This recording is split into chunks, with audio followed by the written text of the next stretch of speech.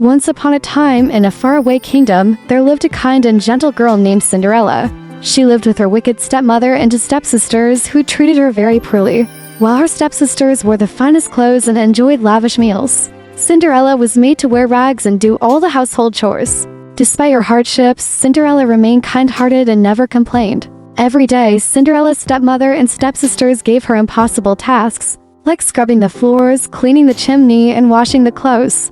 Cinderella worked from dawn until dusk, but she never lost her spirit.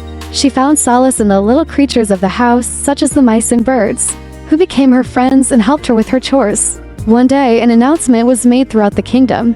The king had decided to host a grand ball in honor of his son, the prince, who was searching for a bride. Every eligible maiden in the kingdom was invited. Cinderella's stepsisters were ecstatic and immediately began preparing for the ball. But Cinderella was not allowed to attend. Her stepmother cruelly informed her that she had too much work to do and no suitable dress to wear. On the night of the ball, after her stepsisters had left, Cinderella sat alone by the fireplace and wept. She longed to go to the ball and see the prince, but she knew it was impossible. Suddenly, in a twinkle of light, her fairy godmother appeared before her. "Why are you crying, my dear?" asked the fairy godmother. "I wish I could go to the ball," Cinderella replied, "but I have nothing to wear and no way to get there." The fairy godmother smiled kindly. "Don't worry, my dear. That's what I'm here for." With a wave of her magic wand, she transformed Cinderella's rags into a stunning gown of silk and lace. On her feet appeared a pair of delicate glass slippers. The fairy godmother then turned a pumpkin into a magnificent golden carriage, and 6 mice into splendid horses to pull it. 2 lizards became footmen and a rat became the coachman. "Now you can go to the ball," said the fairy godmother, "but remember, my magic will only last until midnight. You must leave before the clock strikes 12. Overjoyed, Cinderella thanked her fairy godmother and set off for the ball. When she arrived at the palace, everyone was struck by her beauty, including the prince. He immediately asked her to dance, and they danced together all night. Cinderella was so happy that she lost track of time. Suddenly, the clock began to strike midnight.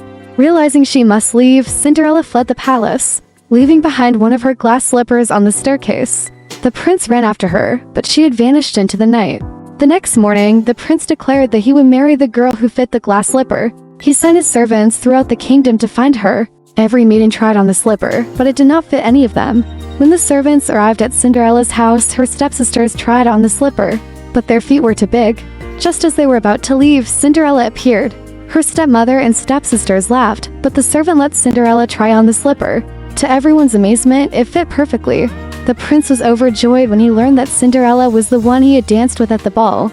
He took her to the palace, and they were married in a grand ceremony. Cinderella forgave her stepmother and stepsisters, who were filled with remorse for their cruelty. Cinderella and the prince lived happily ever after, and the kingdom rejoiced in their union.